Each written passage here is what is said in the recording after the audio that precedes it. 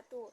Perkenalkan, nama saya Rizky Rahmafani, NIM 204210297, kelas 2J, Program Studi Pendidikan Guru Madrasah Ibtidaiyah. Fakultas Tarbiyah dan Keguruan, Universitas Sultan Taha Saifuddin Jambi. Mata kuliah Filsafat Pendidikan. Baiklah, di sini saya akan menjelaskan tentang cita-cita yang dituju oleh pendidikan, yaitu learning outcomes. Learning outcomes merupakan suatu bentuk transparansi dalam sistem pendidikan tinggi dan kualifikasi. Learning outcomes dinyatakan sebagai pernyataan tentang apa yang direncanakan atau dapat dilakukan untuk pembelajaran pada akhir periode pembelajaran. Yang pertama di sini saya akan menjelaskan tentang pengetahuan.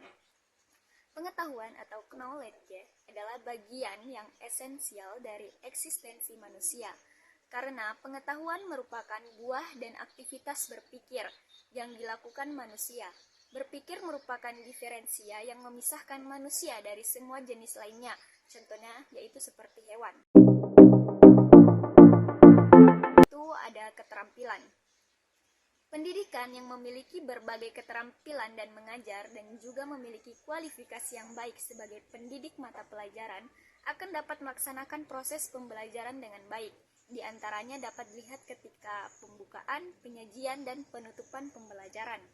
Dapat menggunakan media maupun memberikan penguatan serta mampu mengadakan variasi dalam setiap proses pembelajaran.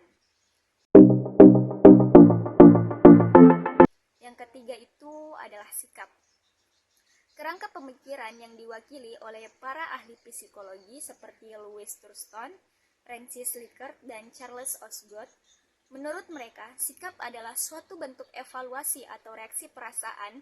Sikap seseorang terhadap suatu objek adalah perasaan mendukung atau memihak, favorable, maupun perasaan tidak mendukung yang tidak memihak atau unfavorable pada objek tersebut. Nah, secara umum, sikap memiliki 3 komponen, yaitu kognitif, efektif, dan kecenderungan tindakan atau konatif. Nah, sikap ini memiliki ciri-ciri. Yang pertama itu, sikap tidak dibawa orang sejak dilahirkan, tetapi dibentuk atau dipelajarinya sepanjang perkembangan orang itu dalam hubungannya dengan objeknya. Yang kedua itu, sikap tidak berubah-ubah karena itu sikap dapat dipelajari orang atau sebaliknya. Yang ketiga, sikap tidak berdiri sendiri. Yang keempat, sikap mempunyai segi-segi motivasi dan segi-segi perasaan. Selanjutnya itu pembentukan dan perubahan sikap. Dalam interaksi sosial, individu bereaksi membentuk pola sikap tertentu terhadap objek psikologi yang dihadapinya.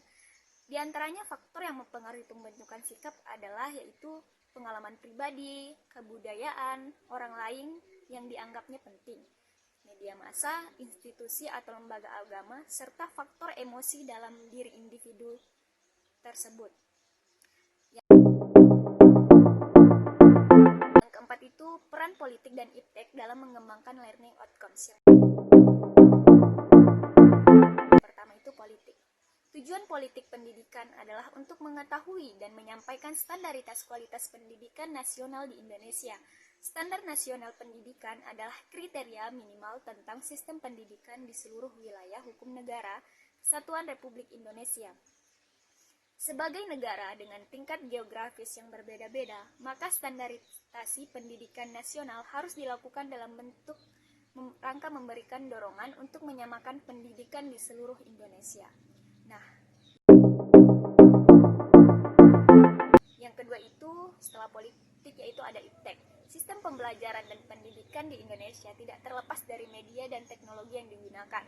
Dalam pengarahan di bidang pendidikan terdapat sebuah lembaga yang mengatur dan mengurus perkembangan mengenai teknologi dan media pembelajaran yang digunakan.